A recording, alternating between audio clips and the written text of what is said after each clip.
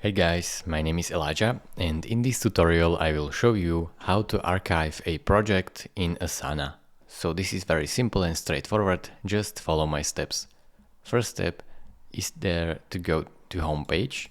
So go to your home page and navigate to the project section. Now choose a project that you want to archive and click on these three dots which says show options. And now click on archive right here.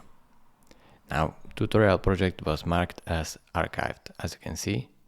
So it is really this simple. Alternatively, you can undo this, go to the project, click on this drop-down arrow right here, and archive from here.